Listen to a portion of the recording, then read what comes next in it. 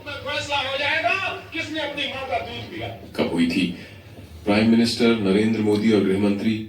हरे कृष्णा दोस्तों, YouTube channel अखबारी विनीत में आपका स्वागत है। और ये जो अभी पीएम, वर्तमान पीएम प्रधानमंत्री नरेंद्र मोदी ने जो अभी भाषण आपने सुना श्रीनगर में, वो एक बुलंदी पर उस समय था, युवावस्था में, और अब आगे उनकी कहानी सुनिए यूट्यूब चैनल अखबारी विनीत के सौजन्य से। भरा रहा है। हालांकि उनकी जीवनी तो हम सभी जानते हैं, लेकिन आज हम आपको पीएम मोदी के जीवन से जुड़ी कुछ ऐसी अनसुनी कहानियां बताएंगे जो शायद आप नहीं जानते होंगे। Volume 49। जल्दी से चैनल को सब्सक्राइब कर दीजिए। यूट्यूब चैनल अखबारी विनीत को सब्सक्राइब कीजिए। पीएम मोदी की अनसुनी बातें वीडियो का पार्ट 2 मोदी जी के बारे में लिखने वाले पत्रकार बताते हैं कि 80 के दशक में कुछ साल मोदी जी पांडरवाड़ा में रहते थे। पांडरवाड़ा से अहमदाबाद करीब 150 किमी दूर है और उस वक्त ज्यादा बस सेवा भी उपलब्ध नहीं थी। ऐसे में मोदी जी रोज सुबह साफ सुथरे कपड़े पहनकर एक झोला उठाकर पांडरवाड़ा से अहमदाबाद की बस में बैठ जाते थे और अहमदाबाद आकर वह उसी बस की कुर्सी पर अपना झोला रख देते थे। फिर अपने अंकल की चाय की दुकान पर जाकर बैठते। अब शाम के वक्त जब वह वापस पांडरवाड़ा जाने के लिए इस्टी स्टेशन जाते थे और अपनी सीट पर फिर बैठ जाते थे, लेकिन उनके दोस्त बताते हैं कि मोदी जी को सिर्फ गुस्सा एक ही बार आता था और वह तब था जब उनका कोई झोला उठाकर कहीं और रख दे और खुद उनकी सीट पर बैठ जाए। उनका कहना था कि जब एक बार मोदी जी कुर्सी पर बैठ जाए तो कोई कुर्सी नहीं छोड़ते, जिसका लाइव एग्जाम्पल हम देख रहे हैं।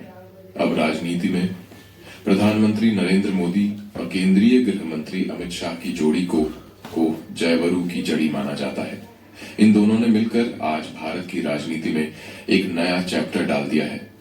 लेकिन क्या आप जानते हैं कि नरेंद्र मोदी और अमित शाह की मुलाकात कब हुई थी? तो साल 1982 में नरेंद्र मोदी अहमदाबाद में राष्ट्रीय स्वयंसेवक संघ के प्रचारक के रूप में काम किया करते थे। उसी वक्त 17 वर्षीय नौजवान अमित शाह ने भी आरएसएस की कई छात्र इकाई अखिल भारतीय विद्यार्थी परिषद को ज्वाइन किया। तभी संघ के ऑफिस में इन दोनों की औपचारिक मुलाकात हुई थी, जिसके बाद आरएसएस की शाखाओं से जुड़े कई कार्यक्रमों में इन दोनों की मुलाकात होने लगी। और यहाँ मजेदार बात यह थी कि नरेंद्र मोदी और अमित शाह दोनों की विचारधारा में काफी समानता थी और मोदी जी अमित शाह की सोच से काफी प्रभावित थे। इसी तरह जान पहचान धीरे धीरे गहरी दोस्ती में बदलने लगी और 1904 आते आते ये दोनों सच्चे दोस्त बन गए। इसी साल नरेंद्र मोदी ने भाजपा पार्टी से जुड़कर राजनीति में भी कदम रखा और भाजपा ने उन्हें गुजरात बीजेपी में संगठन महामंत्री के पद पर तैनात किया। उस वक्त नरेंद्र मोदी को एक राइट हैंड की जरूरत थी जो गुजरात में भाजपा पार्टी को ताकतवर बनाने की रणनीति बनाने में उनकी सहायता करे, और उन्होंने अमित शाह को यह जिम्मेदारी सौंप दी। अगले साल 1977 में अहमदाबाद में म्युनिसिपल इलेक्शन होता है। उस वक्त मोदी जी ने भारतीय जनता पार्टी के लिए खुद को इतना समर्पित कर दिया था कि वह इलेक्शन से पहले अहमदाबाद की हर गली नुक्कड़ का चक्कर काटते थे और देखते थे कि भाजपा उम्मीदवारों के पोस्टर वगैरह सही से लगे हुए हैं। ना इस दौरे पर नरेंद्र मोदी के पास कोई गाड़ी नहीं थी। वो एक स्कूटर पर जाते थे। जी हाँ, वो एक स्कूटर के पीछे बैठते थे और वह स्कूटर चलाते थे। उनके जिगरी दोस्त अमित शाह। इसी तरह ये दोनों काफी लंबे समय तक अहमदाबाद की गलियों में स्कूटर पर घुमा करते थे, जो आज पीएम मोदी दुनिया के सबसे पावरफुल लीडर्स में से एक हैं। लेकिन इतनी ऊंचाइयों तक पहुंचने के लिए उन्होंने शुरुआत कहां से की, वो देखना भी काफी अहम है। इससे हमें उनकी विनम्रता और असली कारण का पता चलता है और वह पूरे भारतवासियों पर ऐसा जादू किया है कि आज आधे से ज्यादा देशवासियों के दिल में वह बैठ गए हैं। साथियों, अब जरा थोड़ा गौर से सुनिए।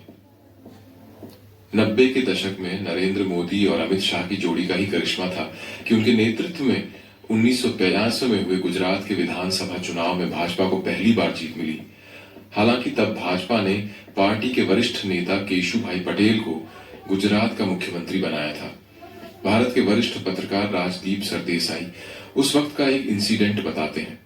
वो कहते हैं कि खानपुर अहमदाबाद में बीजेपी का छोटा सा ऑफिस था और मोदी जी बाहर बैठकर खाखरा खा रहे थे।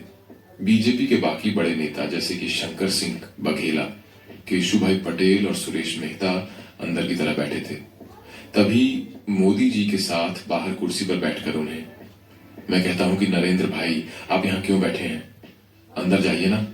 तो उन्होंने कहा कि नहीं नहीं, वो बड़े लोग हैं, उनको बैठने दीजिए, मैं यहां हूं। यानी उनको मीटिंग में बुलाया भी नहीं गया था, लेकिन हाँ, पूरे देश के सामने तो नरेंद्र मोदी का शक्तिशाली व्यक्तित्व उभर कर सामने जरूर आने लगा था। हालांकि ये सिर्फ गुजरात के चुनाव की जीत का कारण नहीं था, बल्कि उसे 2 साल पहले नरेंद्र मोदी जी के नेतृत्व में ही देश में बहुत बड़ा आंदोलन हुआ था। जी हां, हम बात कर रहे हैं राम मंदिर आंदोलन की। सन 1990 में लाल कृष्ण आडवाणी भाजपा के अध्यक्ष हुआ करते थे और अयोध्या की विवादित भूमि पर एक बार फिर राम मंदिर बनाया जाए, जिससे मुगलों ने तोड़कर बाबरी मस्जिद बनाई थी। इस उद्देश्य से उन्होंने 12 सितंबर 1990 के दिन यह ऐलान किया था कि मैं रथ यात्रा के जरिए 30 अक्टूबर के दिन अयोध्या पहुंच, और उसी दिन उन्होंने अयोध्या में कार्य सेवा का ऐलान किया। फिर 25 सितंबर 1990 से सोमनाथ से अयोध्या की राम यात्रा शुरू हुई। उस दौरान नरेंद्र मोदी ही लाल कृष्ण आडवाणी के राइट हैंड बने थे।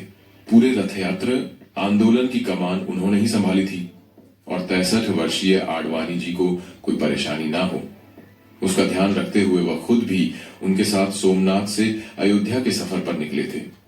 करीब 1 महीने बाद रथ यात्रा बिहार पहुंची, जहां 23 अक्टूबर की रात लाल कृष्णा आडवाणी समस्तीपुर के सर्किट हाउस में रुके थे।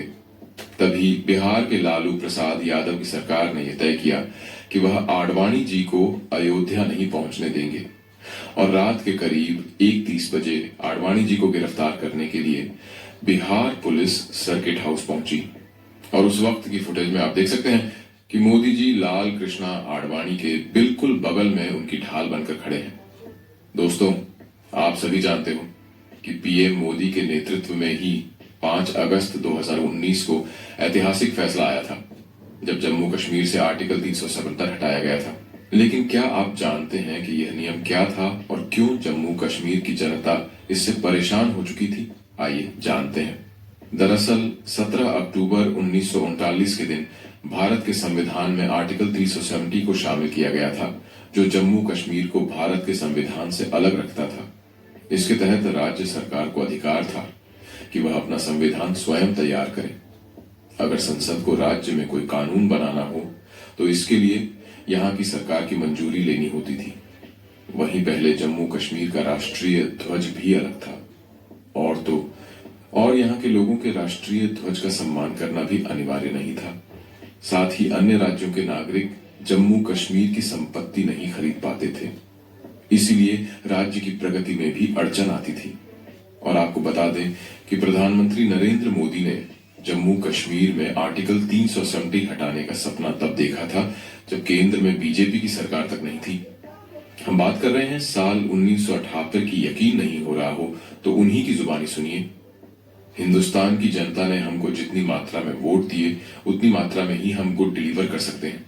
अगर हमको 2/3 बहुमत दिया होता तो हम धारा 370 को भी निकालने का निर्णय कर सकते थे।